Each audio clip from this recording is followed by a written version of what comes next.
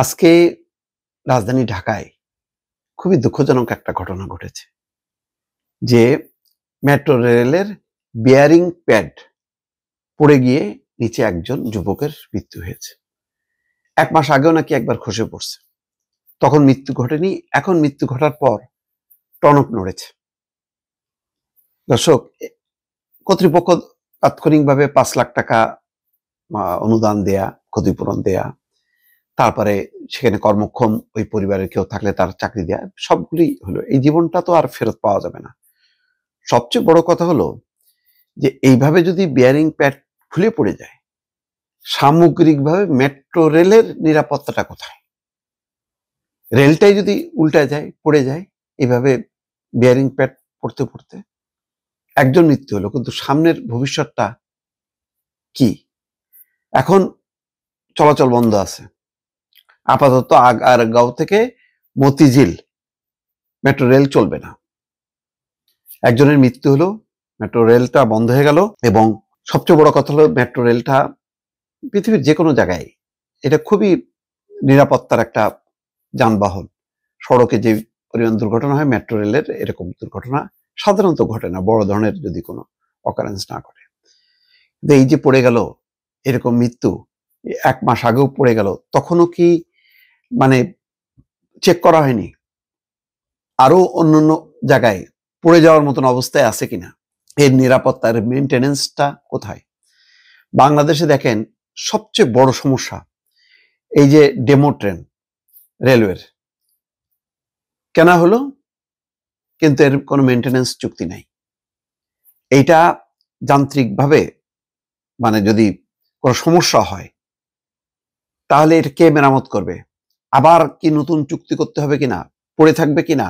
বা এই যাদের সঙ্গে এই ধরনের মেট্রো রেল হোক, ডেমো ট্রেন হোক, যাদের সঙ্গে এই ক্রয় চুক্তি হয়, একই সঙ্গে মেনটেনেন্স চুক্তি কেন হয় না?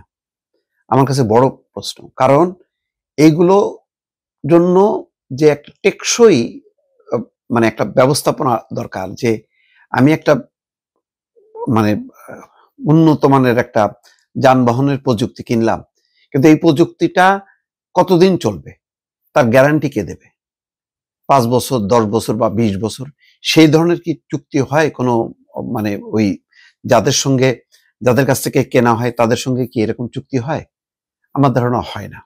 আমরা কিনি, আমরা বলি যে না আমাদের লোকজন তো আছে, কিন্তু আমাদের লোকজন ঘোড়াডিং কোনো ট্রেনিংও নেয় না, এবং এটার কোনো নির্দিষ্ট কোনো কর্তৃপক্ষ নেই যে এটা চালু রাখবে।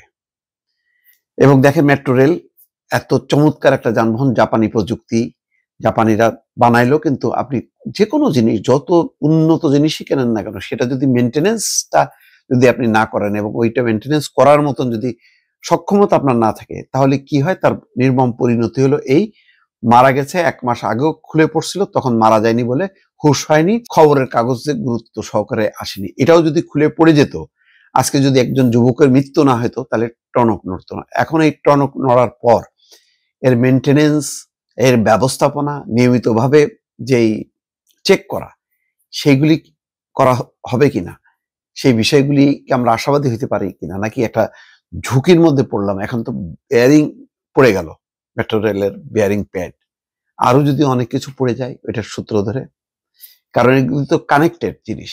আপনি একটা বিয়ারিং প্যাড পড়ে গেল ওই জায়গার লোডটা আপনার কমে গেল। এই এর চাপে যদি পুরো মেট্রো রেলটা উপর থেকে পড়ে যায় চলন্ত অবস্থায়, তখন কি হবে? অনেকগুলো এগুলি হলো কারিগরি দিক। আমি একটা সাধারণ মানুষ হিসেবে আমি যেটা অবজার্ভ করতেছি সেটা আমি বলতেছি, কিন্তু সংশ্লিষ্ট যারা, তারা এটা নিয়ে বৈঠক করা এবং একই সঙ্গে ক্রয় এবং এটার লংজিভিটি, কতদিন চলবে, এই সংক্রান্ত যদি সংশ্লিষ্ট প্রতিষ্ঠানের সাথে যদি কোনো চুক্তি না থাকে, তাহলে এই ধরনের প্রযুক্তি কিনে কোনো লাভ নেই। দেখেন বিভিন্ন হাসপাতালে মোহাম্মদ নাসিমের সময় ওই থানা পর্যায়ে, উপজেলা পর্যায়ে, স্বাস্থ্য কমপ্লেক্সগুলোতে এমন সব মেশিন কেনা হয়েছে যেগুলি চালানোর মতন কোনো দক্ষ লোকজন নেই। ফলে অব্যবহৃত অবস্থায় বহু যন্ত্রপাতি নষ্ট হয়ে গেছে। ভুরি ভুরি উদাহরণ আছে। একটু সজাগ হইতে হবে, সচেতন হইতে হবে। অন্যান্য দেশ কিভাবে এগুলি পরিচালনা করে, ক্রয় এবং মেনটেনেন্স, অপারেশন, এগুলির উপরে যদি আমাদের দক্ষতা না হয়, 52 বছর কেন, আরো 52 বছর চলে যাবে, 54 বছর চলে যাবে, কিচ্ছু হবে না, ধ্বংস থেকে ধ্বংস হবে। দর্শক,